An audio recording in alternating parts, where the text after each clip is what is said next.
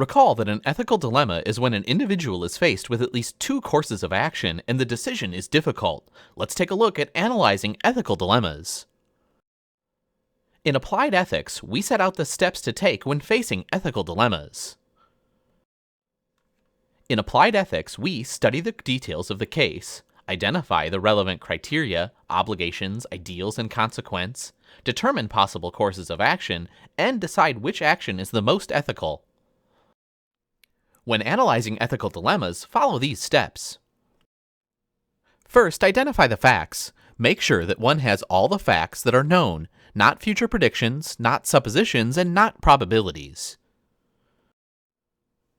Next, identify relevant values and concepts. Concepts are the things that cannot be proven empirically, but are relevant to the issue at hand. Understand that your concepts and values may affect the way you interpret the facts.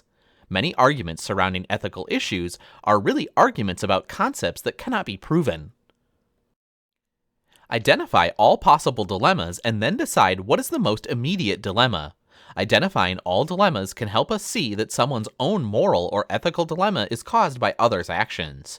For instance, a police officer's ethical dilemma when faced with the wrongdoing of a fellow officer is a direct result of that other officer making a bad choice.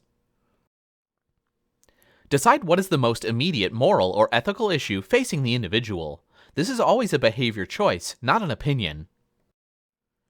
Resolve the ethical or moral dilemma by using an ethical system or some other means of decision-making.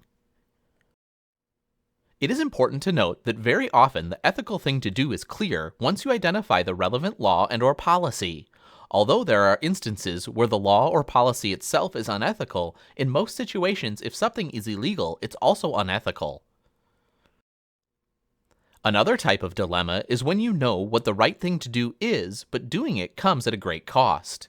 The clearest example of this situation is the so-called blue curtain of scrutiny that refers to police officers covering up the wrongdoing of peers. Those who do not, and instead come forward and testify against a fellow officer, typically face social ostracism and sometimes worse, retaliation. Whistleblowers may lose their job or be blacklisted from their profession. Thus, sometimes it's fairly easy to apply ethical analysis to determine the right thing to do, but extremely difficult to do when there are such great costs.